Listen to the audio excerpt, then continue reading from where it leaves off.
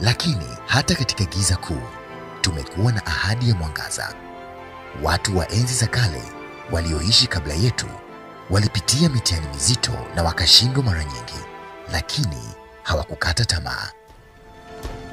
Leo pia tunakutana na vizingiti visivyoisha. Mashaka yanapogandamiza roho zetu, huzuni inapopamba macho, lakini hakuna hali isiyoweza kugeuzwa. Kwa maana Kristo alitupenda hadi kufa. Alikuja kuleta nuru ya matumaini ifaayo mioyoni mwetu. Yeye analifahamu hitaji lako, akifuata nyayo zako hata katika vizingiti vingi. Mfuate Kristo, maana amekusudia hivi leo kukupatia nuru ya matumaini.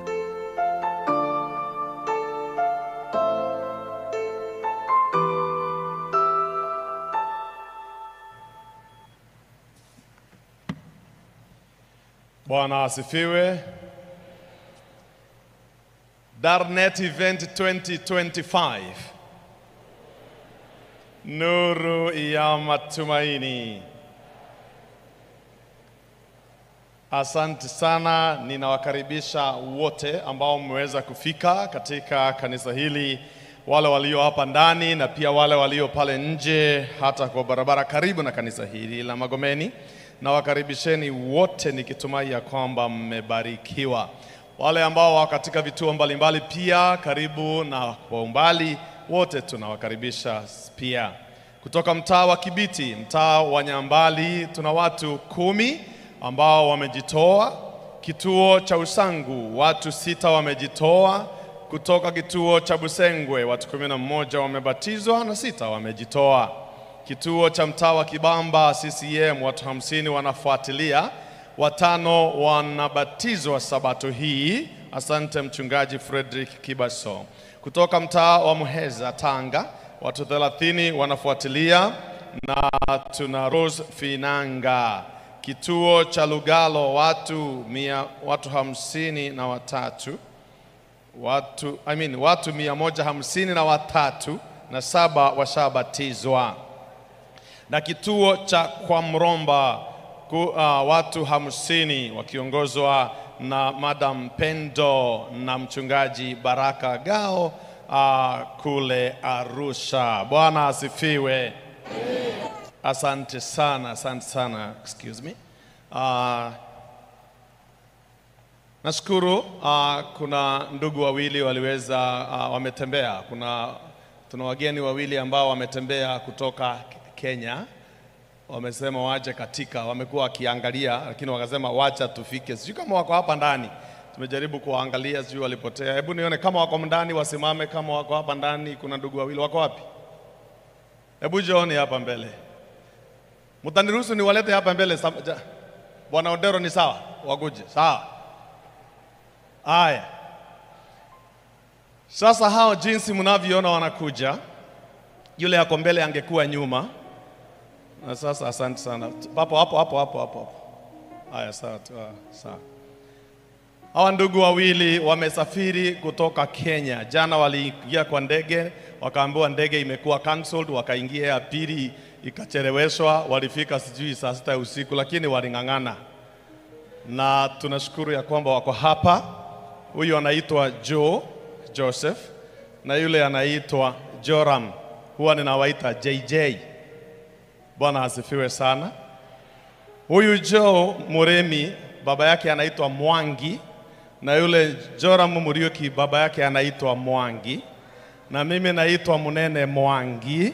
Kwa hivyo hawa ni ndugu zangu. Baba mmoja, mama mmoja. Katikati yangu na huyu Muremi kuna wengine 6. Mimi ndio wa kwanza, alafu kuna huyu na huyu na huyu na huyu na huyu na huyu number 6. Bwana asifiwe sana. Na yule naye ndiye namba 7 kutoka kwetu. Yule ndugu Joram tuko na yeye pale kanisa kule Marekani, kanisa la Temple of Praise, na yeye ndiye kiongozi wa kwaya ya kanisa inaitwa Pambazuka. Na mke wake ndiye karani wetu wa kanisa. Kwa hivyo ninaangalia, naona kama ametumwa na kanisa kuja kuangalia kama ni kweli, lakini nitawaruhusu waweze kusema tu jambo alafu tuendelee. Baba. Asante sana. Na msalimu katika jina la Bwana. Hamjambo? Nashukuru sana kuwa hapa. Kama hivyo mmeelezewa, tulitamani sana kuwa na nyinyi hapa jana, lakini Mungu ni mwema. Tumefika na tuko hapa sasa. Bwana asifiwe. Bwana asifiwe tena. Kama mlivyosikia, naitwa Muriuki Mwangi. Nimefurahi sana kuwa katika kanisa la. Mimi sio mgeni sana Tanzania, ndio maana Kiswahili changu kimenyoka vizuri kuliko. Nimefurahi sana kuwaona, niwashukuru sana kwa kumtunza ndugu yetu. Amekaa vizuri, anapendeza, hajang'atwa na mbu. Tunawashukuru sana. Muendelee kumtunza, na mimi ndio bodyguard wake. Kwa hivyo Jumapili tunarudi nyumbani, halafu tarehe 5 turudi pale kanisani kwetu, tunarudi Marekani on 5th. Mungu awabariki sana. Haya. Asante sana, Bwana aweze kuwabariki. Thank you very much. Unajua huyo ndugu Muriuki aliniuliza mchezo tu, akaniuliza ati unaenda Tanzania, maana aliona flyer. Ndio. Akasema nitakupeleka. Unajua nikafikiria anacheza tu. Nikamwambia nishalipa ndege, usijali. Akaniambia nimpatie itinerary. Kumbe akaenda kwa ndege akafanya ukarabati yake, akalipa hiyo ndege. Sasa nitaamini alikuwa hapa tukirudi. Lakini hivyo tumeshukuru sana. Asanteni sana kwa wakati huu, na pia kwa kuwapokea ndugu wa Pastor Munene. Bwana asifiwe sana. Jana tuliweza kuangalia kitabu cha Ufunuo 17. Kitabu ni cha Ufunuo 17 na hatukumaliza, na nikaona ni vizuri somo la leo tutasukuma kesho, somo la kesho kutwa tusukume mtondo. Kuna mtondo? Alafu ile haitaisha, tutaona vile tutarudia. Anyways, kitabu ni cha Ufunuo. Kitabu ni cha Ufunuo 17. Fungu lake ni la, sitarudia mafungu yote kwa sababu tulishasoma, lakini nitasoma fungu la 4, la 5 na la 6. Na mwanamke yule alikuwa amevikwa nguo ya rangi ya zambarau na nyekundu, amepambwa kwa dhahabu na kito cha thamani na lulu, naye alikuwa na kikombe cha dhahabu mkononi mwake kilichojawa na machukizo na machafu ya uasherati wake.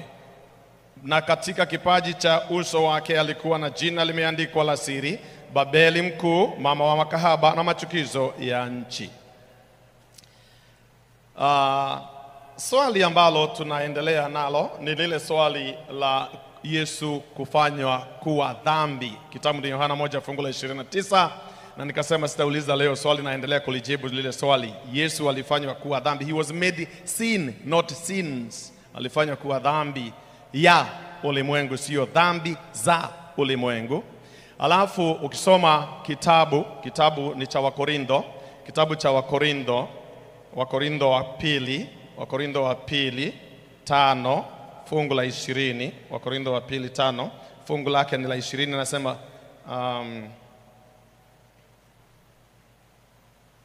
sio 20, ni 17. Soma 17. Hata imekuwa mtu akiwa ndani ya Kristo amekuwa kiumbe kipya, ya kale yamepita, tazama yamekuwa mapya. Lakini yote, fungu la 18, vyote pia vyatokana na Mungu aliyetupatanisha sisi na nafsi yake kwa Kristo, naye alitupa huduma ya upatanisho. Fungu la 19, yaani Mungu alikuwa ndani ya Kristo akiupatanisha ulimwengu na nafsi yake, asiwahesabie makosa yao, naye ametia ndani yetu neno la upatanisho. Basi wajumbe kwa ajili ya Kristo, kana kwamba Mungu anasihi kwa vinywa vyetu, tuwaomba ninyi kwa ajili ya Kristo mpatanisho na Mungu. Sasa sikia fungu la 21.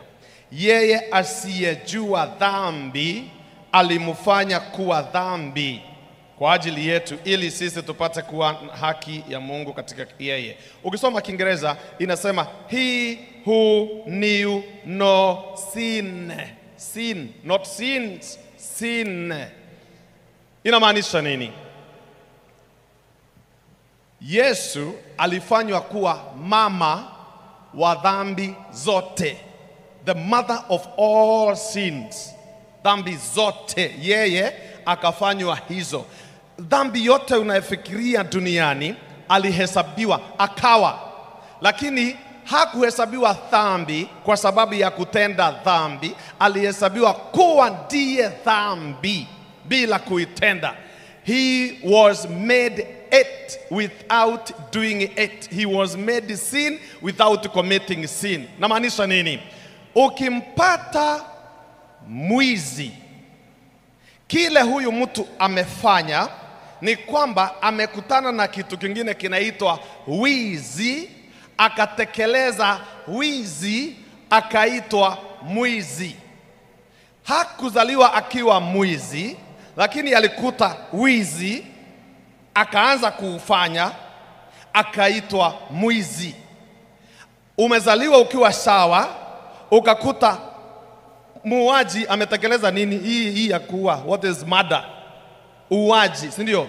Amekuta uaji, akaua, akaitwa muuaji. Mnanielewa? So you committed to be it.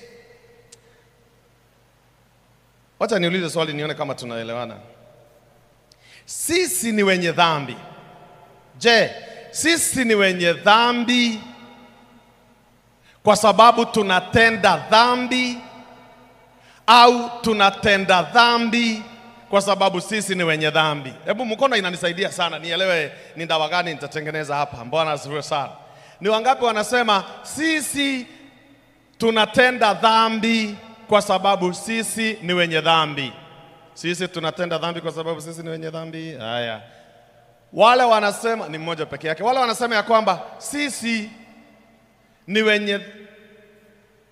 tunatenda dhambi, ndio nimeuliza, hata mimi nimechanganyikiwa. Hii Kiswahili imenikoroga sawa. Are we sinners? Wacha nianze na Kiingereza alafu are we sinners because we sin, or we sin because we are sinners? Sisi ni wenye dhambi kwa sababu tunatenda dhambi, au tunatenda dhambi kwa sababu sisi ni wenye dhambi? Wale wanasema sisi ni wenye dhambi kwa sababu tunatenda dhambi. Hebu nione, sisi ni wenye dhambi kwa sababu tunatenda dhambi. Aha. Wale wanasema ya kwamba sisi tunatenda dhambi kwa sababu sisi ni wenye dhambi. Wachache kabisa. Hao ndio wako right. Ai pastor. Aya, wacha niulize ingine rahisi. Wewe ni mama kwa sababu unazaa, niruhusu nitumie hiyo lugha hata kama ina saundi vibaya. Wewe ni mama kwa sababu unapata watoto, au unapata watoto kwa sababu wewe ni mama? Wewe ni mwanamke kwa sababu unapata watoto, au unapata watoto kwa sababu wewe ni mwanamke? Ni wangapi wanasema wewe ni mama au ni mwanamke kwa sababu unapata watoto? Aha. Ni wangapi wanasema unapata watoto kwa sababu wewe ni mwanamke? Haya. Ni wangapi wanasema wewe ni mwenye dhambi kwa sababu unatenda dhambi? Aha. Ni wangapi wanasema wewe unatenda dhambi kwa sababu wewe ni mwenye dhambi? Sasa utende dhambi usitende dhambi, wewe ni mwenye dhambi. Hata katoto kale kamezaliwa saa hii, hata ukaite Angelica, hata ukaite Angel, ni kamwenye dhambi. Kako hapa nika bomb kametegwa, katalipuka siku moja aka nikamukora kaka, unaona aka jambazi kaka, unaona, na ni kambaya sana aka, unaonanga hii tutoto. Umeshaona mtoto akiona karamu kwa mfuko wako anafanya nini? Na ukimkataza anafanya nini? Analia. Kwa nini? Na karamu si yetu na yeye ni mwizi na anaiba kwa kimabavu. Na ukikataa atalia, mpaka watu wengine wanakuingilia, wanakwambia si umpatie tu karamu. Yani mnasaidia jambazi aninyang'anye karamu. Na hata mama anakataa kunyonyesha mtoto, kanalia, unasikia mzee, si unyonyeshe. Si ni ya mama, anaweza mpatia akitaka, si ya huyu hakuja. Lakini kwa sababu ni kama mwenye dhambi na kana dhambi, kana exercise. Mtoto wako anaiba sukari, anakula sukari, ukimuuliza anakataa. Nani alimfundisha wizi wa sukari na kukana akikutwa? Nani? Na hujamfundisha. Hata unamwambia hii tabia umetoa wapi? Hajatoa mahali, iko ndani. Ni kuanza sasa, haiko imeanza kuonekana, ndio inaonekana. Unazaliwa na dhambi. Daudi anasema nilizaliwa katika dhambi. I was born in sin. Mtoto wa nyoka ni nyoka. Kwa hivyo sasa kile kinafanya ufanye dhambi ni kwa sababu umezaliwa ukiwa mwenye dhambi. All you are doing Hauitwi mwenye dhambi kwa sababu umetenda dhambi. Hata usipofanya dhambi bado wewe ni mwenye dhambi. Na unaitwa hivyo kwa sababu ndani yako kuna kitu tunasema propensities to sin. So una exercise hizo dhambi. Ndio wewe ni mwenye dhambi, unafanya hizo dhambi. Unafanya dhambi kwa sababu uko hivyo. Lakini Yesu alifanywa hizo vitu. Yesu hakufanywa mwenye dhambi. Alifanywa hiyo dhambi. I hope I'm making sense. Yesu hakufanywa mwenye dhambi. Alifanywa dhambi. Alifanywa hiyo dhambi. Akafanywa hiyo wizi, the noun, jina ya hiyo unafanya. Akafanywa dhambi hiyo, wizi. Akafanywa uwaji, akafanywa abortion, akafanywa kuwa hiyo matusi, yeye akabeba. Na alipobeba akienda kwa msalaba, Isaya 53, akaenda nazo pale msalabani zote pamoja. Akiwa anaenda aliambia wanafunzi ya kwamba moyo wangu wasononeka kiasi cha kufa. Hizo dhambi ndizo amebeba, lakini yeye hajatenda dhambi. Hiyo ni Mathayo 26 fungu la 46, 26:46. Akaenda msalabani akiwa na huo wingi wa dhambi, na akiwa pale kwa msalaba, Mungu anaangalia kutoka juu, sisi tunaangalia kutoka chini. Mungu akiangalia kutoka juu anaona dhambi, mama wa dhambi zote kwa msalaba. Isaya anasema he was smitten by God, akachapwa na Mungu. Mungu hakuwa anachapa mtoto wake, ni hizo dhambi alikuwa na hukumu kwa msalaba. Sasa hiyo wazo ibebe upende nayo kwa Musa jangwani. Maana tuliona Yohana 3 fungu la 14 inayosema Yesu atawekwa juu ya mti kama vile Musa aliweka nyoka juu ya mti. Sasa enda na hiyo wazo all the way mpaka kitabu cha Hesabu 21 pale fungu la 8. Wakati Musa alikuja kuambia, wakati watu wa Israeli waliasi Mungu, Mungu alituma nyoka. Wakawauma watu wanakufa kwa sababu ya kuumwa na nyoka. Wakamulilia Musa aondoe nyoka. Musa akaambia Mungu. Mungu akamwambia Musa, tengeneza kitu kinachofanana na kile kinawauma. Make a thing that resembles what is killing them. Na kile kitafanana, wakiangalia watapona. Kwa hivyo Musa akatengeneza nyoka mfano wa zile zinawauma, na ikawekwa juu ya mti. Hivyo ndivyo inavyomaanisha Yesu akafanywa kuwa dhambi, kwa sababu ni dhambi inatuua. Akienda msalabani alikuwa anapeleka hiyo dhambi kwa msalaba ili ife, usiwe na sababu yoyote. So Yesu hakufanywa nyoka, lakini akafanywa kile kinachowaua. He became it ili abebe mzigo wao, ili ukiumwa ukiangalia unapona. Kwa hivyo hapa anaposema Yohana akasema aichukuaye dhambi ya ulimwengu, inamaanisha hakuna dhambi haikuwa hapo ndani. Dhambi yoyote utakayotenda Yesu alikufa kwa ajili yake. Ni wizi alikufa, ni sigara alikufa, ni uchawi alikufa, ni majini alikufa. Alikufa kwa sababu ya hiyo. Ni abortion alikufa. Hiyo kofi umechapa mke wako leo, alifia hata hiyo. Hautasimama mbele ya Yesu umwambie mimi yangu haukufia. Alifia dhambi zetu zote. Hata hiyo chuki umekaa nayo kwa roho saa hii, alikufa kwa ajili yayo. He died, ndio akafanywa hiyo dhambi, akawa crushed on the cross. Natumai nimejibu swali lenu. Amen. Maana tulikuwa tumeahidi tutalijibu kabla ya Ijumaa, na ninaona kama leo ndio kabla ya Ijumaa. Kitabu cha Ufunuo 17. Jana tukaangalia huyu mwanamke, na nikasema ya kwamba mwanamke vile tumeangalia, Biblia inasema mwanamke ni kanisa na mnyama ni serikali, vichwa viongozi, pembe uongozi au authority. Huyu mnyama amesimama juu ya maji. Kwa hivyo it's a universal thing. Hii ni religion, ni dhehebu, ni dini ya dunia nzima. imewekwa yote pamoja.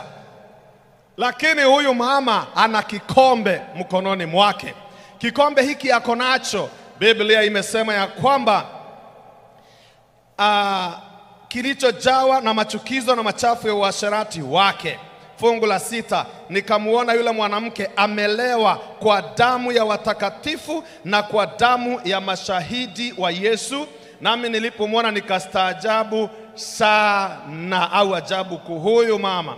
Watu wamekunywa kutoka kile kitabu na nikakuelezea kikombe, na nikakuelezea kwamba hicho kikombe kinasimamia mafundisho ambayo ni mafundisho ya uongo. Ni mafundisho ambayo hayako. Tukisema mafundisho ya uongo ni yale hayako kwa Biblia.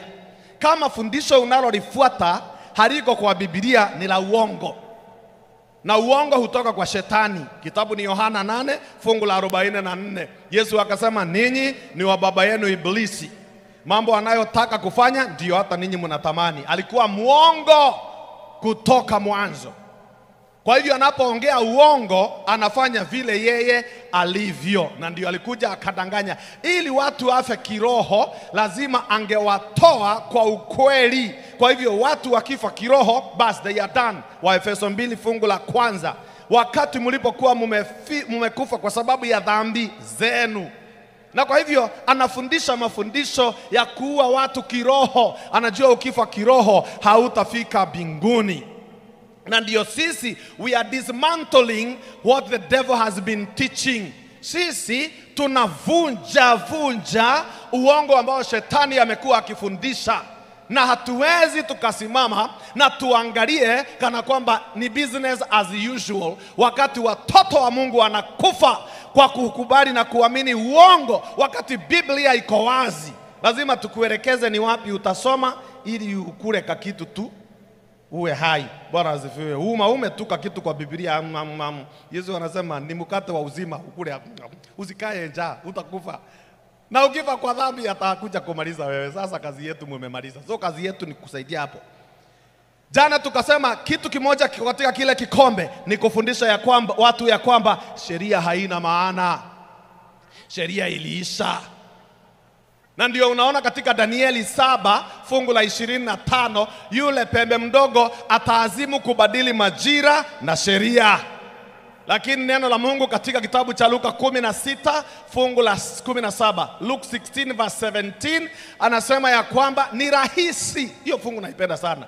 Anasema ni rahisi mbingu na nchi kutoweka kuliko kubadilisha ile sheria au kutoa sheria. Mungu anasema it is very easy kutoa mbingu na dunia. Si nitafanya ize. Lakini sheria sijui kutoa. Hiyo kitu sijui kuitoa. Sijui hata. Kwanza anasema hakuna ile T au dot itatolewa kwa sheria mpaka yote itimilike. Hiyo ni Mathayo 7 fungu la 17. Hakuja kubadilisha sheria. Mungu hajui kubadilisha sheria. Hajui. Ile amesema na mdomo yake hajui. Lazima kuwa na pembe mdogo atakaye kuja kubadilisha. Mungu hawezi. Inasimama imara.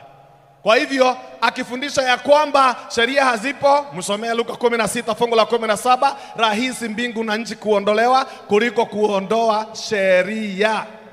Tena akaja akasema ya kwamba watu wakifa roho zao zinapaa zinaenda mbinguni. Na ndio unasikia watu wanatumia lugha kama ameenda anakona Bwana, he is watching over us, anatuona, ako mbinguni na Yesu. Wacha niwaulize kusema ukweli na msinidanganye, muongee ukweli. Kesho nikiwaambia nimepigiwa simu na rais wa Tanzania au rais wa Tanzania amepigia mzee Odero, endo na MPA, mtu na huyo mzee ni wa maana sana kwa maisha yangu, hamutaelewa ninyi. Apigie mzee Odero aseme sikia, au apigie mkurugenzi wangu hapa Philbert, pastor, tungeomba tafadhali Pastor Munene aje kesho, ningetaka nimsalimie na nije mutangaziwe. Pastor Munene ameuliza na serikali aende asalimie, alafu atapelekwa bungeni asalimie wanabunge. Mtasema nini? Mtaanza kulia. Tunasikitika Pastor Munene anaenda bungeni ya Tanzania. Sasa hata unalia nini? Ni vile huo ni ulie. hata nitakuacha ukilia, tutaonana baadaye, wacha nikanyage kwa rais. Kwenda kwa rais ulie. Sasa sikia, ni nini kama kweli sisi tunaamini ya kwamba mtu akifa anaenda kwa Baba? Kwa nini unalia? Usikia mtu ameenda wapi? Aliitwa na nani? Na Baba, muumbaji wa mbingu na nchi. Unaenda wapi? Nimeitwa. Wapi? Kwa Baba. Naenda. Mtabaki mkilia kweli ati pastor wa kanisa hili aliitwa jana usiku saa 5 na Mungu Baba. Hata sisi tunajuanga haitani. Unataka niwaonyeshe kwa nini najua mnajua hivyo? Can I show you an example? Ni wangapi leo hii wangeomba ya kwamba Mungu, Pastor Monene akimaliza mahubiri haya saa 2 uniite, saa 2 na dakika 5 niite Baba. Inua mkono ili tujue unaenda saa 2. Angalieni tu nyinyi wenyewe, watu ambao ni wa Mungu wale waangalia. Hamutaki kwenda. Hamutaki kuniwacha hapa. Kwa sababu hivyo hata wale wanasema Mungu aliitana. Huyo mtu anasema Mungu aliita, enda muulize, unataka akuite? Anasema we. Hakuna mtu anakubali, maana tunajua haitani na njia hiyo. Mungu haitani na njia, anaitana ukiwa hai, unaenda kulala ni kupumzika. Sasa hii serikali, hii kanisa ikafundisha watu wakifa hawafi. Maana ni mafundisho ya shetani katika bustani ya Edeni, aliwaambia mkila tunda hamtakufa. Mpaka leo tunaamini hivyo. Hakuna mtu anakufa anaenda mbinguni. Utajuaje njia ya kwenda mbinguni wakati umekufa? Na hata hapa kanisani unaonyeshwa. Mpaka saa hii nikwambia mahali na kauje ukae, utaniuliza nipatie address, hebu nipatie location, GPS. Ukiwa hai hujui. Ukifa ndio unajua kwenda mbinguni. Ulionyeshwa na nani? Na hata Yesu alisema hakuna anayejua njia, mimi ndio njia. So nitaenda kuwatengenezea makao, nikimaliza nitarudi niwapeleke, maana hamjui. Mimi ndio na ukienda si atakushangaa. Umekuja hapa kufanya nini? Nimeona mimi nikujange. Si makao yako nani alikwambia imeisha? Nimekaa sana duniani. Na Yesu ni mzuri sana. Kuna watu wengine huwezi, you know there are people hutaki kuona movie na wao kwanza wakiwa wamejua movie. Kuna watu mkienda sinema wameijua ni wabaya sana, kama mke wangu hutaki kuona naye sinema kama anaielewa. Atakuanga mbele anakwambia unaona huyu atakufa huyu. Ninamwambia my wife, si ungoje, unaharibu mchuzi. My wife, ukitaka kuona movie na my wife asiwe ameiona duniani ndio atakaa. Anakuuliza huyu ni nani? Wewe kaa tu tuone. Awe ameijua jana. Ai, mkundi utashangaa. Anakwambia unaona huyu atalima yule, hata kuna mama mwingine atakuja, huyu atapewa kisu, huyu ata. Sasa kuna watu wa aina hiyo hapa duniani. Imagine my wife akiendanga mbinguni kabla yetu wakutane na Yesu na Ibrahimu. Alafu Yesu aje kutuchukua. Si ndiye atanichukua mkono, acha nikuonyesha Ibrahimu anakaa wapi? Acha nikupeleke kwa Sara. Hata Yesu anashangaa, umempeleka wapi? Tunakuja acha nimpeleke akaone, anaenda kuona mtoto wa Yairo. Tutakuja Yesu saa 7. Acha Yesu hawezi akakubali, ndio hataki mtu atangulie. Mtangoja nyinyi wote wajuaji, mtangoja hapa, tutaenda wote pamoja. Hakuna mtu anajua, ili tunangojea. Hautatangulia. Ndio kitabu cha Wathesalonike kinasema walio hai hawatatangulia wale waliokufa. Utangoja ili tuonyeshwe wote, si kuambiwa acha nikupeleke kwa Haroni. Hata mke wangu tutangojeana. Huyo kwanza ataniterrorize akiendanga mbele. Angoje tu. Anyways, si mbaya hivyo. Si niliwaambia kama Rebeka anaenda hata yeye. Bwana asifiwe sana. Anyways, huyu akafundisha ya kwamba watu wa kifo wanaenda, lakini Wakorintho wa kwanza 15 fungu la 51 hadi 54 inasema ukilala kaburini utangoja na utakuja kubadilishwa mwili. So we are called immortal. We are not mortal bodies. Sawa. Katika kile kikombe cha mama kinasema ya kwamba watu wakifa wenye dhambi wanachomwa na moto wa milele. Lakini Mathayo 10 fungu la 28, Mathayo 10 fungu la 28 inasema sio hivyo, kwa sababu moto utakuja wa jehanamu haujakuja, utakuja. Hata ukisoma Mathayo 25 fungu la 41, Mathayo 25 fungu la 41 inasema ya kwamba wataambiwa waende motoni ule umetayarishiwa shetani na malaika zake. Kwa hivyo hauko hapa saa hii. Imagine Mungu Kama amekuwa na hiyo moto ya kuchoma mpaka saa hii Kaini anachomeka. Hebu imagine kama hiyo moto ni wa milele na milele, ati mpaka saa hii Kaini anachomeka. Kaini na alikuwa mtu ya kwanza. Si hata Mungu ni anifea. Yaani Kaini alifanya dhambi mwanzo na anachomeka pamoja na wewe umezaliwa jana saa hii. Watu watangojeana, wakwenda mbinguni waende pamoja, na wakuchomwa watachomwa wote pamoja. Wote pamoja. Kwa hivyo kama una mpango ya kwenda motoni, hutaenda mbele, utangojea wenzako mukachome pamoja. Tena tukaangalia tukaona kwa kikombe cha mama kuna siku alibuni yake, siku ya Sabato. Akabuni siku yake ya Sabato yake. Mungu ana Sabato yake ya siku ya Jumamosi, lakini kanisa la Kirumi likatengeneza siku ya Jumapili. Na nikawaonyesha, unajua ni vizuri ukiongea hasa kitu chochote, hata kanisa lolote, uwe na evidence. Nikaonyesha kitabu hiki, natumai ya kwamba kinaonekana kimekuwa zoomed in, kinaitwa Catholic Catechism Book 2 Teacher's Book. Ukienda page 189 ya kitabu hiki, page 227, page 227 ya kitabu hiki, kinasema hivi. Sikiza vile, nitasoma kwa Kiingereza kwanza alafu nitasema kwa Kiswahili. Tulisoma the other day. Use all your skill to recall to your pupils all the reasons that make the Lord so rich in spiritual meaning. Discuss the Lord's Day as kept by the people of God and the reasons for the change from Saturday to Sunday. Yani tumia ujuzi wote na hekima yote ili ufundishe wanafunzi wako kuhusu siku hii ya Bwana, na uwaelezee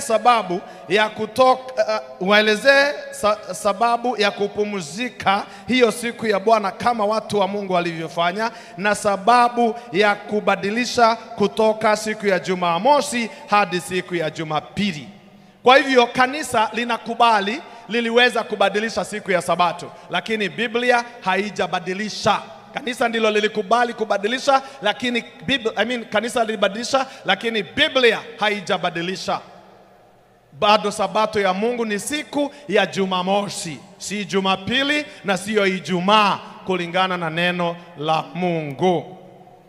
Lakini nikapatia pia mafungu kadhaa ya kusoma ili uelewe mambo ya Sabato. Na hayo nafikiri niliyapitia sawa, ukianzia Mathayo, uende Marko, uende Luka, uende Yohana na mengine. Lakini pia nikakupatia mafungu mengine ambayo yanaonyesha siku ya Jumamosi imezungumzwa, by the way. Siku ya Sabato imetajwa mara 172, 172 times in the Bible. Lakini Jumapili imetajwa mara 8 peke yake. Wacha nikupatia hayo mafungu 8, maana ndiyo chache ili uweze ukajisomea. Kitabu ni cha Luka 24, fungu la kwanza na la pili inaita Jumapili the first day of the week, siku ya kwanza ya juma. Mathayo 28, fungu la kwanza inasema Jumapili ni siku ya kwanza ya juma. Marko 16, fungu la kwanza hadi la 3, siku ya kwanza ya juma ni Jumapili. Marko 16, fungu la 9, siku ya kwanza ya juma ni Jumapili. Siku ya kwanza ya juma kulingana na Yohana 20, fungu la kwanza ni Jumapili. Siku ya kwanza ya juma ambayo Yesu alifufuka, Yohana 20, fungu la 19. Na Wakorintho wa kwanza 16, fungu la kwanza na la pili, na Matendo ya Mitume 20, fungu la 7. Hayo mafungu 8 yatakuelezea kwamba siku ya Jumapili sio siku ya saba, ni siku ya kwanza ya juma. Na Mungu amesema upumzike Sabato siku ya saba ya juma. Nikakwambia Wayunani walipumzika Sabato hata baada ya Injili, maana wengine wanafikiria Sabato ilibadilishwa wakati wa Yesu. No, la hasha. Hata katika maandiko ya mitume utapata Paulo alienda kwa Wayunani na walipumzika Sabato. Hiyo utasoma katika Matendo ya Mitume 13 na fungu la 14. Na pia unaweza ongeza 14 fungu la 44, Matendo ya Mitume. Kule Yerusalemu wakapumzika Sabato. Hiyo ni Matendo ya Mitume 15 fungu la 21. Na pia katika visehemu au vituo vingine mbalimbali kama kwa Wafilipi pia walipumzika Sabato. Hiyo ni Matendo ya Mitume 16 fungu la 13. Na kwa Wathesalonike pia walipumzika Sabato ya Mungu, Matendo ya Mitume 17 fungu la kwanza hadi fungu la 3. walipumzika sabato ya Bwana. Kwa nini? Kwa sababu walijua. Hata kwa Wakorintho pia walipumzika sabato ya Bwana. Matendo ya Mitume 18 fungu la 1 na fungu la 4. Na Yohana akiwa kisiwa cha Patmo alipumzika sabato pia. Ufunuo 1 na fungu la 10. Ufunuo 1 na fungu ni la 10. Kwa hivyo akafundisha watu ya kwamba sabato sio Jumamosi, lakini ameandika kwa kitabu ya kwamba walibadilisha wao wenyewe. Mpaka saa hii, by the way, uangalie katika vitabu vyao, wanakubali ya kwamba sabato ni wao walibadilisha. Na hii ndio wa Protestanti hawawezi wakaclaim authority. Kanisa zingine zote hakuna mtu anaweza claim authority ya siku ya Jumapili, kwa sababu kuna wale walifungua hiyo, Konstantino na Silvester, hiyo ni yao. Wengine walifuata tu bila kuangalia. Kwa hivyo ukitaka authority, soma Biblia na utasema Biblia husema, neno la Mungu linasema, kwa maana imeandikwa. Yesu Bwana asifiwe sana. Kuliko useme kanisa lilisema, sema Biblia inasema. Jambo lingine unapata katika kile kitabu, kile kikombe, ni siku ya Christmas ambayo inapendwa sana duniani. Hakuna Christmas kwa Biblia. Hakuna mahali Biblia imesema Yesu alizaliwa tarehe 25 Disemba. Hakuna. Hiyo ni moja. Hata kijiografia hawezi akawa alizaliwa Disemba. Ninamaanisha nina kijiografia. Kule Palestina, kule Yesu alizaliwa, Disemba inakuwa ni winter na kunakuwa na snow. Na wachunga kondoo walikuwa nje wakilisha mbuzi na kondoo kwa nyasi kwa snow. How? Sijui kama umeshakaa mahali kuna snow. Nimekaa mahali inaitwa Minnesota. Snow inakuja Novemba mpaka March, miezi karibu 6. Kote kila mahali ni white. Nyasi imefunikwa na snow imefunika. Alafu wewe unakuja unatuambia Yesu alizaliwa tena kwa zizi ya ng'ombe na hiyo snow. Hata Yesu anakuanga na kaprogramu yake. Hangezaliwa mahali kuna baridi. Hiyo ni baridi mingi sana kwa mtoto. Na sio tu mtoto, wachungaji watakaaje kwa snow? Wale mumekaa kwa snow ati wako nje wachungaji saa 6 ya usiku. Kijiografia hawezi. Hata ukiangalia, jiulize hii Christmas ni nani ambaye hasherehekei Christmas? Hata wale hawapendi Yesu, hata wale si wa Kristo, wale wanajua kuna Yesu, Christmas ikifika. Na tena jiulize, katika mwaka ni wakati gani watu wanakunywa pombe sana? Pombe sana. Uliza watu wa bar, mimi sijui. Waulize, watakwambia pombe wanauza lini sana. Uliza kondoo, ulize ni lini mnakufa sana kwa mwaka kondoo. Uliza kuku, watakwambia mabwana zao, yani jogoo, bwana wa kuku watakwambia mabwana zao wanakufa sana wakati wa. Hata unaweka kuku unasema hii tutakula Christmas, hii ni ya Christmas. Yani Yesu azaliwe kondoo akufe. Hakuna kitu kama hiyo kwa Biblia. Biblia inasema hata Herode hakuwa na record, ndio akaguess watoto miaka 2 hivi wauawe. Kama alikuwa na record, wangeenda kwa record. Hiki kitabu bado ya Catholic Catechism, ninakwambia kwa sababu it's a real book, so you can look for it. Catholic Catechism page 189 anasema hivi, 189 katika hiki kitabu. Hiki ni kitabu cha kanisa na hii huwezi ukashika kama wewe mwalimu, ni catechist. Kuso unajua wale catechist mnaniangalia mnakubaliana na mimi kwa sababu ni hivyo nasoma. Christmas anasema hivi, paragraph ya Christmas: avoid saying that Christ was born on December 25th. Say that the church celebrates Christ's birth on December 25th. Actually, there is no early tradition of the date of Christ's birth.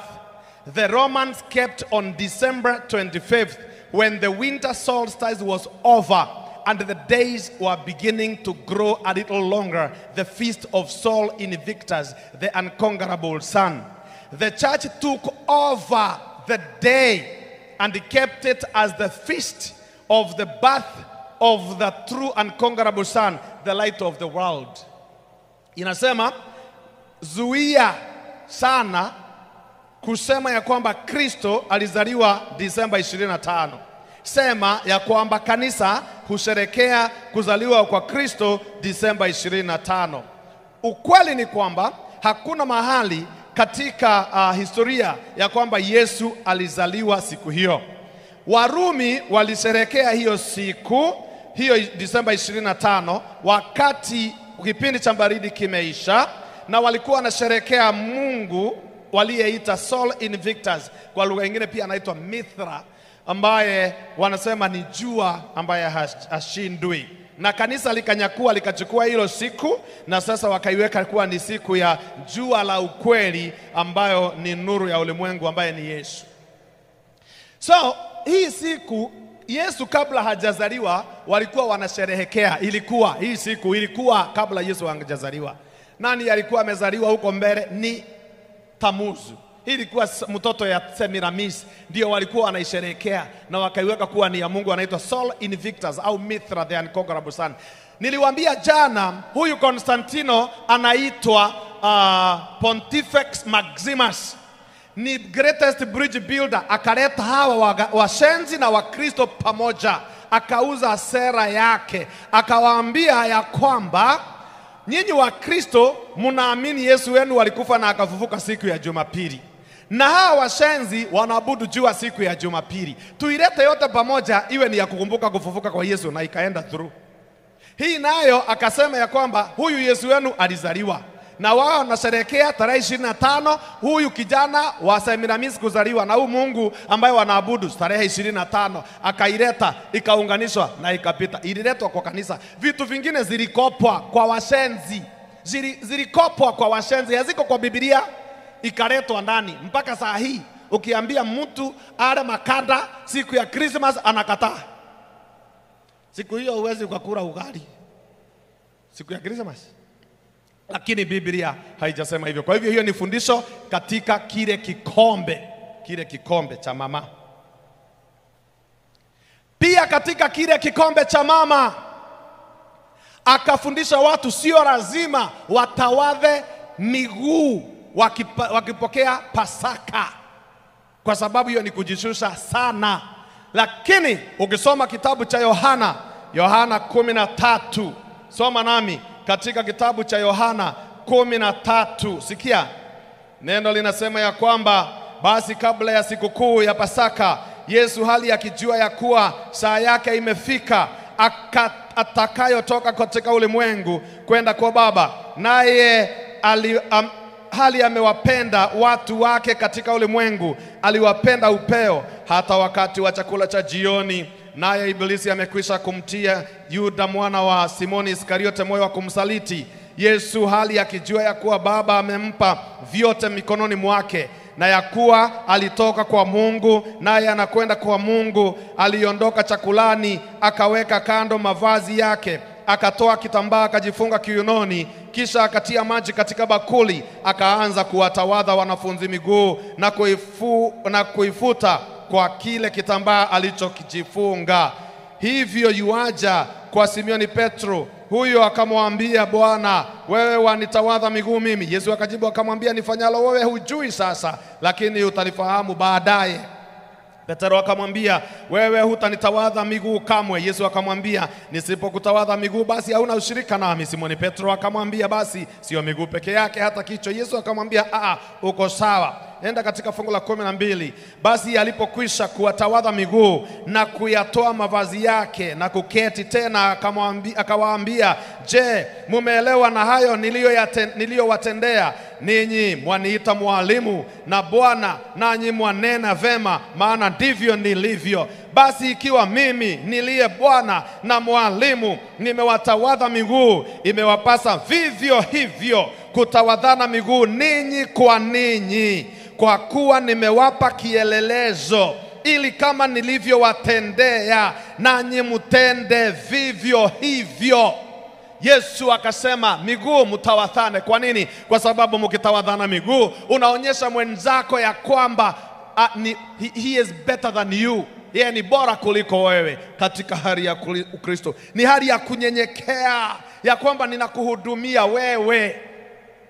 Hili kanisa likaja likatoa hiyo. Kwa hivyo watu watakula mkate bila kutawadha miguu.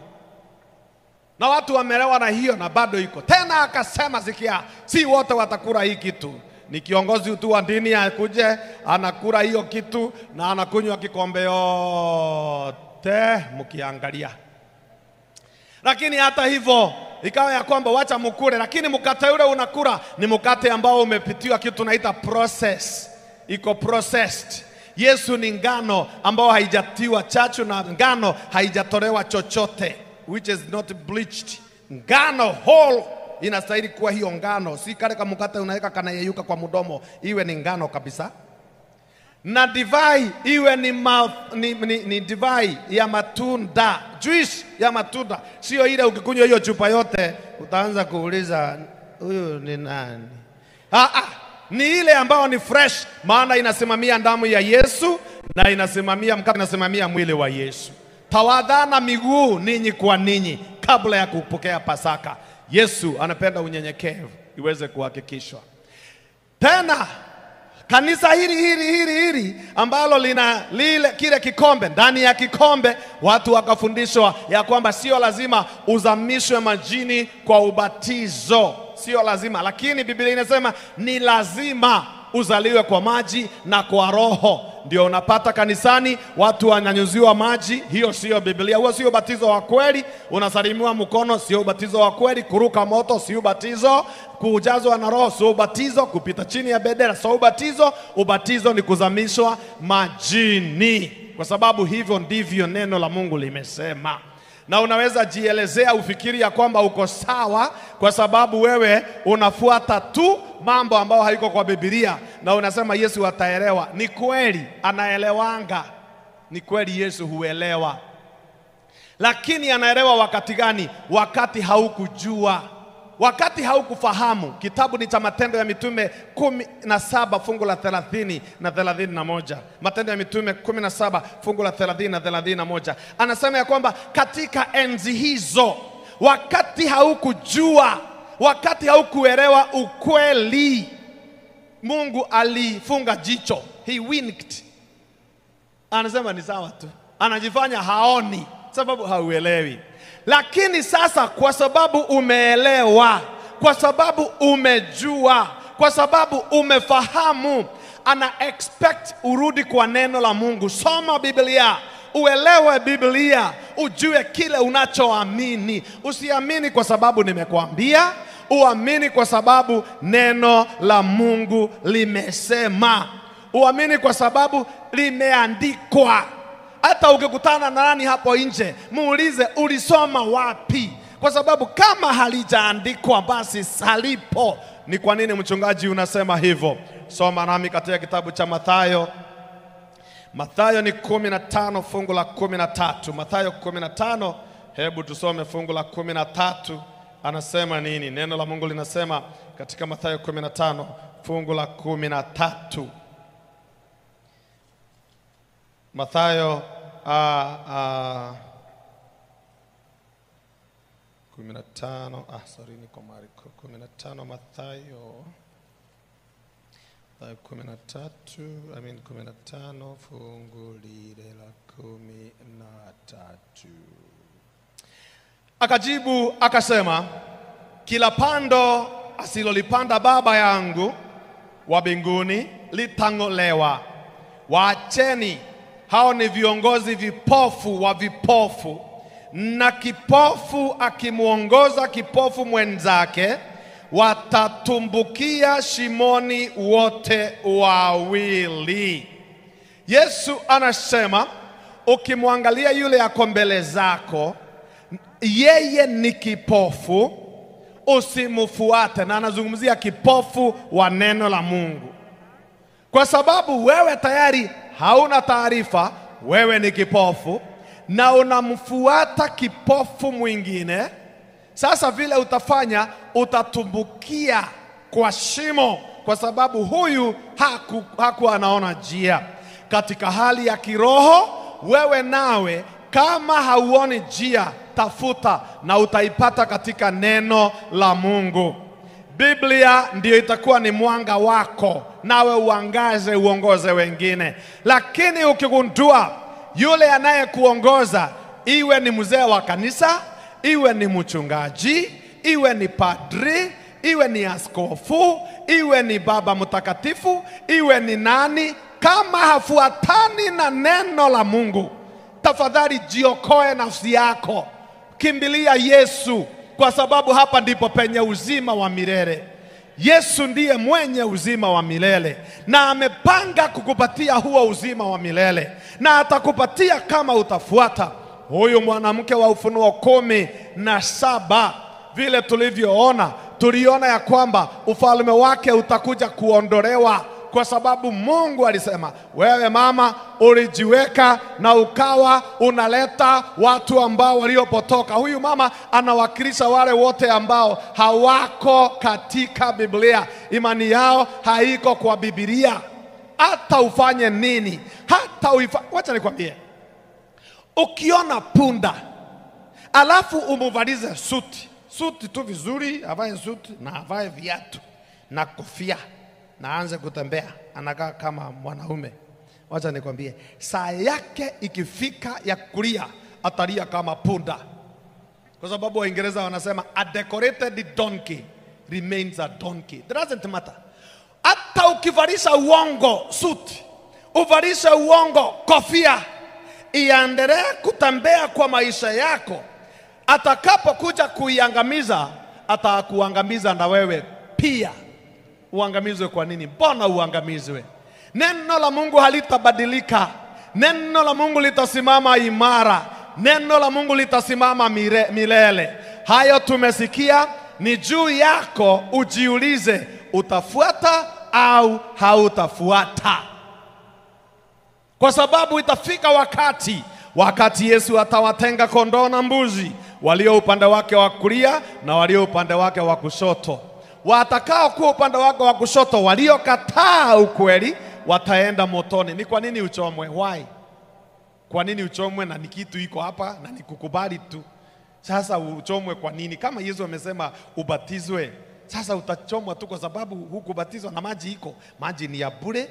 Pastor ako tayari kukubatiza bure, na ukiingia kwa maji hautakufa, maana hata sisi tulikuwako na hatukufa. Sasa wewe utakataa kwa nini? Kwa nini baba? Utakataa tu upotee? Yani ulikataa kubatizwa na amesema ubatizwe, ukatae tu. Sabato iko, uje kanisani siku ya Jumamosi usikie uko huru, maana imesema ukatae tu. Sasa unakataa kwa nini? Unakataa na siku ya wenyewe haiko kwa Biblia, hiyo Jumapili au Ijumaa, unakataa tu. Si ufuate ile iko kwa Biblia. Sasa unakataa, na unakataa kabisa. Hata wewe uone ujihurumii, utamalizwa tu kwa sababu ya kukataa. Ati unakataa kuja na ni kama siku zingine. Ni kama siku zingine. Ati wewe ulikataa kufuata Yesu kwa sababu ya sigara. Wewe unavuta sigara tangu ukiwa mtoto. Baba yako walivuta sigara, munavuta na mama yako, hata babu yenu mulivuta, hata na bibi yenu munavutanga. Kwenu munavuta mpaka paka, mbwa na ng'ombe munavuta wote sigara. Kwa hivyo wewe sasa huwezi ukawacha. Baba, jiulize, hii sigara ukivuta inakuongezeanga nini? Inaongeza mafuta au ni vitamin? Inaongeza nini kwa mwili yako? Umefanya mtoto yako mkono wako mtumwa kila wakati. Inaleta kwa mdomo, inatoa. Hata mkono haijaelewa ni nini. Kila wakati na mdomo yako unakaa kama ni gari, kama pikipiki tu, mapua yako inapuliza moshi. Sasa kama ini ya maana hii sigara, si basi umeze moshi ikae. Sasa kuna haja gani umevuruta tena unatoa? Uonyeshe tu vile ambavyo wewe ni hatari kwa usalama. Mimi naweza vuta moshi na nitoe, na tena kwa utaratibu na ustadi. Unatoa, alafu unaongea, unafikiri sasa wewe ni shujaa. Mapavu yako imekwisha, inakaa kama ile sufuria iko kwako, mapavu yako. Hii kila wakati, na ukimaliza ukiona imeenda sana, tena kidole kubwa kinazirikishwa katika uovu, unagonga hiyo kitu, unaendelea. Na ikiisha filter haukura moshi, haukura hiyo sigara, na hata filter haukuri, unaiangusha. Tena mguu inazirikishwa katika hiyo uasi, inakanyaga, unazima na unaenda zako. Sasa hati wewe ulikosa kwenda mbinguni kwa sababu ya sigara. Na wengine sio sigara, ni karosta, ni kengine unajisokotea na gazeti ya wenyewe. Hata sio yako hukununua, hebu nikararudia karatasi hapo, unararua, unaweka pake, unaweka, unavuta. Wewe ndiwe filter, hata afadhali yule wa filter. Hii haina filter. Unaendelea mpaka inaloa maji yenyewe, inachoma mdomo ilishaungua, tena ukose mbinguni. Sasa uchomwe na sigara na uchomwe na moto ya milele. Kwani haujihurumi? Kabisa. ati mimi nikunywa pombe. Kama pombe ni mzuri sana, hiyo imefanya usiwache, kwa nini upelekei mke wako? Useme ya kwamba leo nitawapelekea wote, niko na watoto 3, embulete hii inafunga 4. Upelekee mama, uambie hii kitu nimekuwa nikikuja ni mzuri sana, hata ninyi kunyweni muone vizuri vile mimi naonanga vizuri. Mkunywe wote kwa sababu mimi niko sawa. Umeshajiuliza ni kwa nini wewe ukienda kwa bar unaenda ukiwa straight hivi, straight, unafika kwa bar uko sawa, na ukienda ulikuwa umenyamaza, lakini kadiri masaa inaendelea mkikunywa kelele inaongezeka. Saa ile utatoka kwa bar ulienda straight, sasa unaenda ukigaagaa. Huo ni njia mzuri. Ukiona pengo kadogo hapa unaona kama ni Rift Valley na unaruka. Unafikiria na ningeanguka hapo, lakini Mungu ni mwema. Unaenda nyumbani. Umeshajiuliza ni kwa nini ukitoka kwa nyumba yako ulijua mke wako, lakini ukifika nyumbani unamuuliza, ni mke yangu kweli? Mbona umebadilika? Wapi watoto? Kunjeni, wameenda kulala. Amuza wao, kuja hapa, kuja hapa. Mnajuanga mimi ni baba yenu. Mnajua mimi ni baba yenu. Mama yenu anawaambianga ati mimi ni baba yenu. Mnaambiwa, wewe unaambi. Mtoto hata hajui kuongea, ni mtoto wa miezi 2, unataka akujibu ati wewe ni baba. Pombe, Biblia inasema inachafuka mawazo yako. Hiyo ndio itafanya ukose mbinguni kweli, licha ya mafundisho mabaya. Hebu tuache mafundisho maovu na tuache tabia baya, tumfuate Yesu. Simameni tupate maombi. Songeni mbele wote, jooni wote tuombe. Na kama ungeomba ubatizwe pale kwa vituo, inua mkono, alafu uweze kuomba na sisi. Kama ungetaka kubatizwa, nauliza watu wa ubatizo msonge mbele kabisa hapa kwa laini ya mbele. Wale wa kumkubali Yesu kuwa Bwana na Mwokozi wa maisha yao, songeni hapa mbele. Wale ambao wanasema ningetaka nianze maisha mapya, songeni hapa mbele. Songeni tu tafadhali. Kama usisimame hapo. Watu wako nyuma yako wanakuja kwa Yesu. Usifungie watu. Kama uko hapa, songa tu karibu na mimi. Songa tu. Wale ukiona watu nyuma yako, wapatie nafasi ili tuombe pamoja. Wale mko katika hizo vituo, kama mko barabarani na mungetaka tuombe pamoja nanyi, simameni hapo kwa barabara, inua mikono yako na umwambie Yesu akupokee. Leo ni siku ya pekee, na kama haujui jina yako utampatia nani, hebu tafuta kanisa la Waadventista wa Sabato karibu na wewe. Enenda huko, useme uliinua mikono yako kwa barabara na ungetaka uandaliwe kwa ubatizo. Nani mwingine amebaki? Tuombe. Tunataka kuomba sasa. Kama umebaki, njoo haraka, usikwame. Tafadhali, kama kuna mtu nyuma yako anataka kuja mbele, mpatie nafasi. Nimewaita wote kwa sababu tunajiweka wakfu kwa Bwana leo wote. Kwa hivyo piga hatua mbele. Nani mwingine angetaka ajiunge na kundi hili? Nani mwingine? Njoo tuombe na wewe. Utayarishiwe ili uweze kubatizwa pamoja na wengine. Njoo. Asante sana ndugu yangu, Bwana akubariki. Nani mwingine anataka kuja mbele tuombe pamoja naye? Nani mwingine? Asante Yesu kwa wingi wa fadhili zako. Nimewaita wote wanje hapa karibu nami kwa sababu tungetaka kujiweka wakfu wote pamoja, na tungetaka tuweze kufanya upya maisha yetu pamoja na wale walio mbali. Lakini zaidi ya yote kuna wale ambao wanazaliwa wapya, ambao wameamua kukufuata Yesu, wangeomba wabatizwe na uwe mwokozi wa maisha yao. Hapa ndipo walipo. Bwana kuuliza ukawabariki na wakumbuke, na pia wengine ambao labda wamekwama wakumbuke. Baba, tubariki sote na wabariki wote walio vituo mbalimbali, na ni katika jina la Yesu tumeomba na kuamini. Amina. Amen. Bwana aweze kuwa